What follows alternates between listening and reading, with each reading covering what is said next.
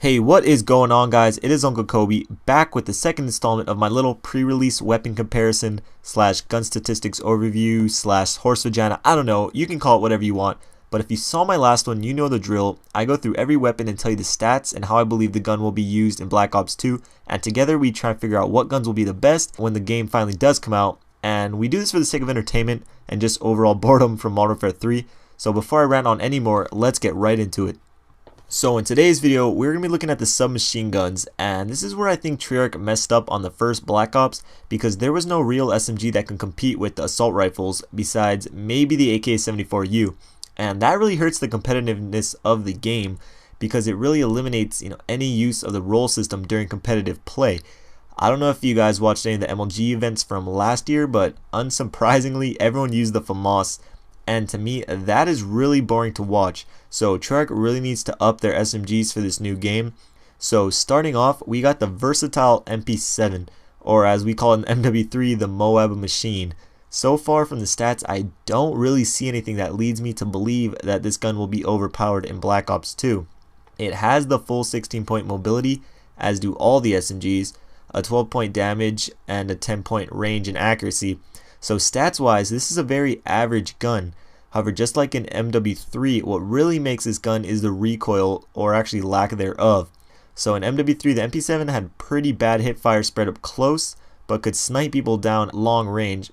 For this game, I really hope they do the opposite, and this is for all the SMGs. I'd rather they be real effective up close, but not be able to annihilate someone across the map. But stats aside, I still do believe this gun will be very good, so I give it a B.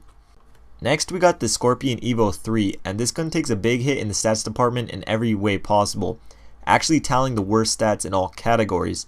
It is 33% weaker than the MP7 with a damage of 8, 40% weaker long distance with a range of 6, and 30% less accurate with a score of 7.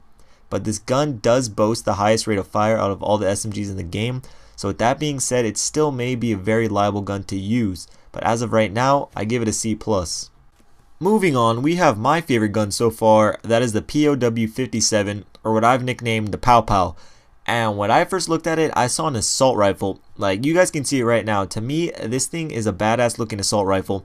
And what really made it for me was the description, which reads fully automatic personal defense weapon with increased range and the largest ammo capacity in its class. So let's take a look at its stats. Mobility, it is the same at 16. Its damage is kicked up to 13, which is average damage of the assault rifles. It has a range and accuracy of 13 as well, which again is the average of an assault rifle. So to me, this thing is an extremely mobile assault rifle with a big ass clip. The only thing that could bring it down would be an awkward recoil, meaning it didn't just go straight up, it kind of goes back and forth, or if it shot extremely slow. But with the large ammo capacity, I highly doubt it. I could rant on about how awesome this gun sounds all day. I obviously give it an A, but we gotta move on to our next weapon, the Chicom QCB. And first thing, I don't know if you guys can see the name on the screen, but it actually says Chicom CQB. So I'm not sure if they just messed up a little because this video is from a developer's build of the game, so nothing's official yet, or if they decide to randomly change the name. Either way, I don't really care. No one calls weapons by its full name anyways. But what's really cool about this weapon is that it is a burst fire submachine gun. And I don't think we have ever seen one of these in the Call of Duty franchise until now. I can't really say how effective this gun will be. It has pretty mediocre stats with a damage and range of 9 and an accuracy of 11. I do presume the recoil will be low since it is a 3-round burst fire weapon, but since it is so weak, I don't see the usefulness of it, especially in close quarter gunfights, but I'll still give it a C just because I think it is cool that Treyarch is trying something new. Next, we have the MSMC, which is another really stat-heavy submachine gun. This one's fully automatic with increased range and reduced recoil.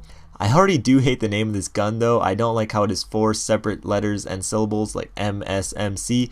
I don't have that kind of time when trying to explain my class loadouts, but the stats on it do look very nice. It has the highest damage out of all the SMGs at 14, which is actually higher than all but one assault rifle. It has a 12-point range and a 13-point accuracy, so this weapon definitely contends with the Pow Pow. I'm guessing it will have the fire rate of, let's say, the MW3 UMP, which is a tad on the slow side. However, with a good hip fire spread, this thing would be very deadly. I give this gun an A as well, and let's move on to our last weapon, which is the Vector. Yes, the Vector is making another appearance in the franchise, this time with recoil mitigation technology. Ooh, what's that? Well, for those of you who don't know what it is, in Call of Duty terms, they are basically attachments. They could be buffers, recoil pads, muzzle brakes, vented barrels, energy absorbing buttstocks, any apparatus that helps manage recoil.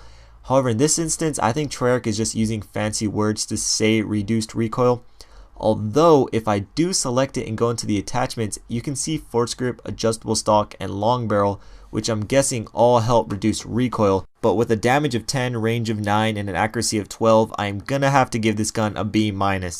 So that's it for today's video. I hope you guys enjoyed it, and if you did, I'd appreciate it if you gave it a thumbs up and leave your answer on what gun you think may be the best, or just a weapon that looks cool to you.